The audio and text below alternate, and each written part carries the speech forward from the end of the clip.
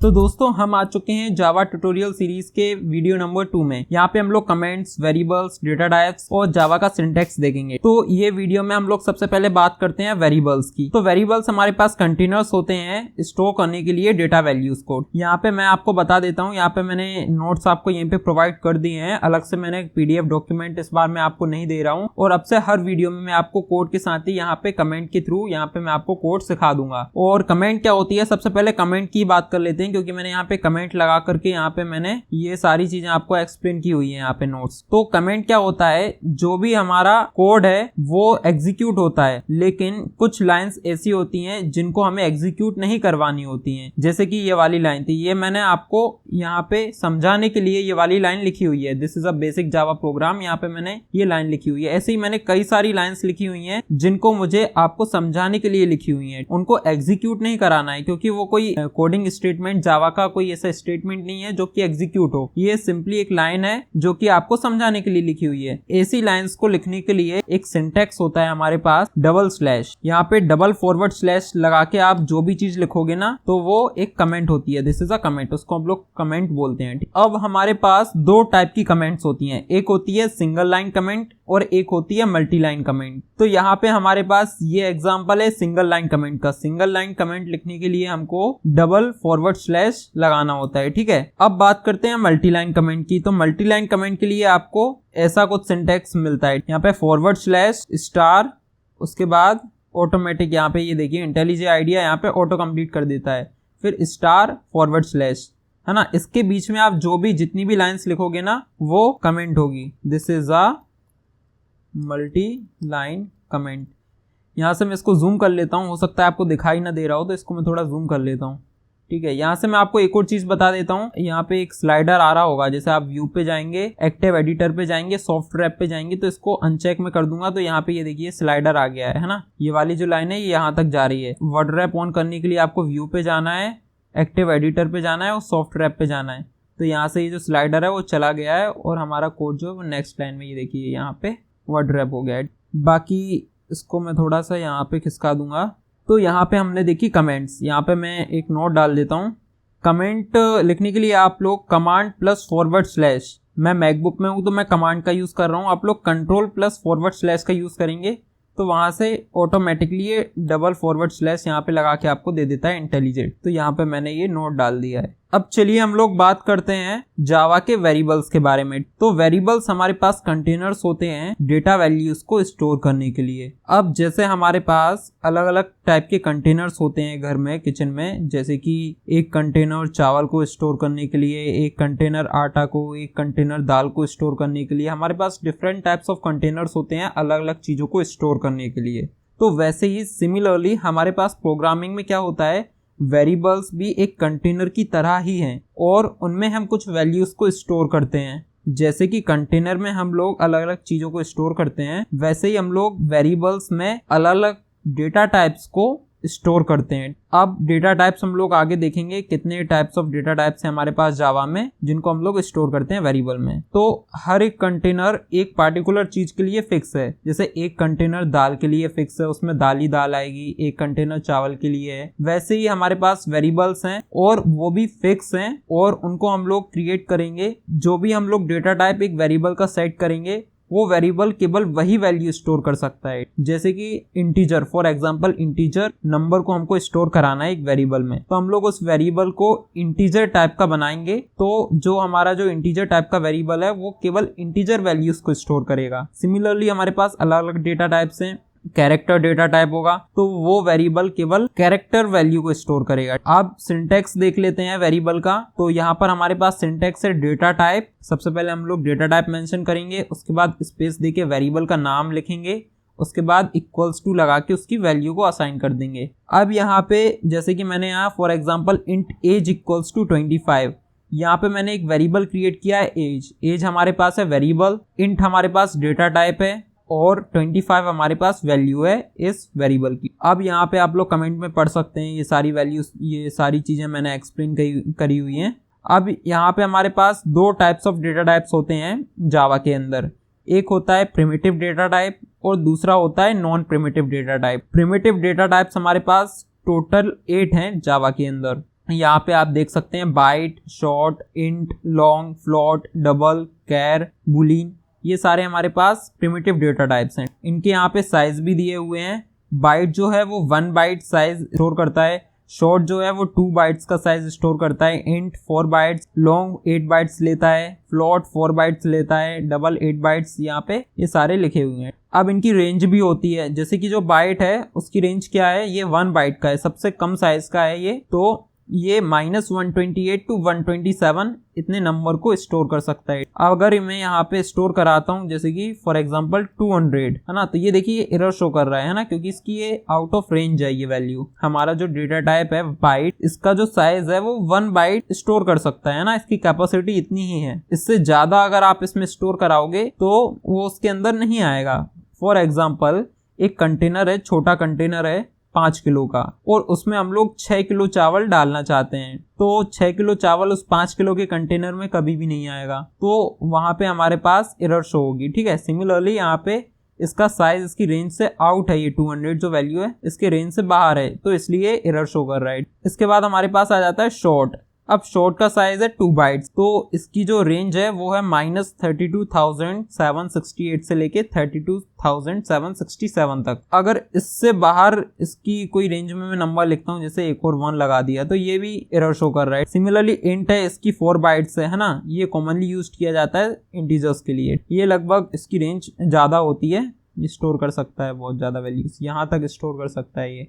बाकी यहाँ पे लॉन्ग होता है हमारे पास, ये लार्जर नंबर्स के लिए होता है, बहुत लार्ज नंबर्स के लिए, और इसको डिफाइन करने के लिए आपको यहाँ पे लास्ट में कैपिटल एल भी लिखना होता है। इसके बाद फ्लोट होता है हमारे पास, ये भी 4 बाइट्स का होता है, इसको डिफाइन करने के लिए लास्ट में हमको ये एफ लिखना पड़ता है, और ये डेसिमल वैल्यूज को स्टोर करता है, जैसे 5.75, और यहाँ पे कोई भी डेसिमल वैल्यू आप लिख सकते हो, 51.1.275। उसके बाद डबल होता है, डबल 8 बाइट्स का होता है। कैरेक्टर, यहाँ पे हम लोग सिंगल एक कैरेक्टर को स्टोर करते हैं, जैसे जो भी हम वेरिएबल बनाया कैरेक्टर डेटा टाइप का, उसमें हम लोग एक सिंगल कैरेक्टर को स्टोर करेंगे, जैसे कैपिटल जे को स्टोर कर लिया, या फिर हैश सिंबल को स्टोर कर लिया, या फिर ये पैरेंथेसिस को कर लिया, या फिर एंड, कोई भी सिंबल या कोई भी कैरेक्टर या इवन नंबर भी आप लोग यहाँ पे स्टोर करा सकते हो कैरेक्टर डेटा टाइप वेरिएबल के अंदर। अब नेक्स्ट हमारे पास होता है बुलियन। तो बुलियन में हमारे पास ट्रू और फॉल्स 2 वैल्यू यहाँ पे होती हैं, या तो ट्रू होगा या तो फॉल्स होगा। ट्रू के लिए हम लोग 1 यूज करते हैं, और फॉल्स के लिए हम लोग यहाँ पे 0 यूज करते हैं। देन हमारे पास आते हैं non primitive data types. Non primitive data types में हमारे पास जैसे कि स्ट्रिंग हो गया, एरेस हो गए, क्लासेस हो गई, इंटरफेसेस हो गए, ये सारे हमारे पास नॉन प्रिमिटिव डेटा टाइप्स हैं। Then string city equals to Mathura, यहाँ पे हमने स्ट्रिंग एक डेटा टाइप है जो कि नॉन प्रिमिटिव है, उसका हमने एक वेरिएबल क्रिएट किया सिटी नाम का, और उसमें हम लोगों ने ये सिटी जो है मथुरा यहाँ पे हमने स्टोर करा दी। So string is a non primitive data type. Then int numbers, यहाँ पे हम लोग ने एक एरे क्रिएट किया है इंटीजर टाइप का, नंबर्स नाम का एरे है, और इसने यहाँ पे 4 वैल्यूज को स्टोर किए हैं, 1 2 3 4, इस एरे के अंदर 4 वैल्यूज स्टोर हैं। तो एरे में हम लोग मल्टीपल वैल्यूज को स्टोर कर सकते हैं। आगे चल के हम लोग ये नॉन प्रिमिटिव डेटा टाइप्स को और ज़्यादा डिटेल में देखेंगे। स्ट्रिंग एरेस बेसिक थे, यहाँ पे क्लासेस, इंटरफेसेस, ये आगे चल के हम लोग सीखेंगे। और लोकल, इंस्टेंस, स्टैटिक वेरिएबल्स, यहाँ पे 3 टाइप के वेरिएबल्स होते हैं, लोकल, इंस्टेंस और स्टैटिक वेरिएबल। लोकल वेरिएबल वो होता है जो कि किसी मेथड के अंदर होता है, और इंस्टेंस वेरिएबल क्लास के अंदर होता है लेकिन मेथड के अंदर नहीं होता, मेथड से बाहर होगा, उसको बोलेंगे instance variable. Then static variable, ये जो वेरिएबल है ये स्टैटिक बनाने से किसी वेरिएबल को वो शेयर हो जाता है सारे इंस्टेंसेस में, ठीक है। अब वो ये सारी चीज़ें हम लोग आगे की वीडियोस में देखेंगे, जब हम और आगे बढ़ेंगे प्रोग्रामिंग में, तब ये चीज़ें आपको अच्छे से समझ आएंगी। अभी बेसिक चीज़ आप बस समझ लीजिए, ये हमारे पास 8 प्रिमिटिव डेटा टाइप्स होते हैं, यहाँ पे हमारे पास नॉन प्रिमिटिव डेटा टाइप्स होते हैं, यहाँ पे आप स्ट्रिंग और एरे को आप लोग यहाँ पे याद रख सकते हैं, बाकी इनको भी याद रखिएगा, इनको हम लोग आगे देखेंगे। देन हमारे पास बेसिक जावा सिंटैक्स रूल्स होते हैं। स्टेटमेंट्स जो हैं वो एंड होते हैं एक सेमीकोलन से, जैसे हमने यहाँ पे जो भी स्टेटमेंट लिखे हुए हैं सेमीकोलन से एंड हो रहे हैं, आप लोग देख सकते हैं। और यहाँ पे प्रिंटिंग वेरिएबल्स, यहाँ पे मैं आपको सबसे पहले कोड रन करके दिखा देता हूँ। ये भी जो भी वेरिएबल्स हमने यहाँ पे डिफाइन किए हैं, तो इनको हम लोग आउटपुट में देखते हैं, ठीक है। इस क्लास का नाम मैं यहाँ पे चेंज कर दूंगा, जावा 02। यहाँ पे मैं एक चीज़ बता देता हूँ, इसका नाम मैंने क्यों चेंज किया, ये एरर शो कर रहा था। ये वाला जो क्लास का नाम है जो कि हमने पब्लिक यहाँ पे बनाई हुई है जो क्लास, उसका जो नाम है, और ये जो नाम है फाइल का नाम जो कि हमने यहाँ पे फाइल क्रिएट की हुई है, इन दोनों का नाम जो है वो सेम होना चाहिए। अदरवाइज ये जो कोड है हमारा रन नहीं होगा और ये एरर शो करेगा। जैसे कि ये जावा 02 है, ये भी जावा 02 है। अगर मैं इसको चेंज करता हूँ, जावा अकेला कर देता हूँ, तो ये देखिए एरर शो कर रहा है और जो हमारा कोड है वो रन नहीं होगा। यहाँ से मैं रन पे क्लिक करूँगा तो ये रन नहीं होगा, ये देखिए, ठीक है। इसको मुझे जावा 02 ये करूँगा और अब मैं रन करूँगा तो मेरा जो कोड है वो रन हो जाएगा, ये देखिए। और यहाँ पे हमारे पास system.out.println ये जो लाइन है, ये जो कीवर्ड है, ये यूज़ किया जाता है आउटपुट प्रिंट कराने के लिए। सारी चीज़ें हम लोग आगे की वीडियोस में और देखेंगे, तो ये सब चीज़ें आप लोगों को याद रखनी पड़ेंगी और प्रैक्टिस करते करते ऑटोमेटिकली ये सारी चीज़ें आपको याद हो जाएंगी। उसके बाद कर्ली ब्रेसेस यूज़ किए जाते हैं कोड ब्लॉक्स के लिए। जावा केस सेंसिटिव लैंग्वेज है, जैसे कि यहाँ पे आप लोग देख सकते हैं, यहाँ पे सिस्टम है, ये जो इसका एस है ये कैपिटल एस है। अगर मैं इसको स्मॉल बनाता हूँ तो ये यहाँ पे एरर शो करेगा, ये देखिए, ये रेड लाइन से हाईलाइट होने लगा, ये एरर शो कर रहा है। तो यहाँ पे कैपिटल एस रखेंगे यहाँ पे। तो केस सेंसिटिव लैंग्वेज है, यहाँ पे कैपिटल एस और स्मॉल एस का डिफरेंट मीनिंग है। Every program must have a class and a main method.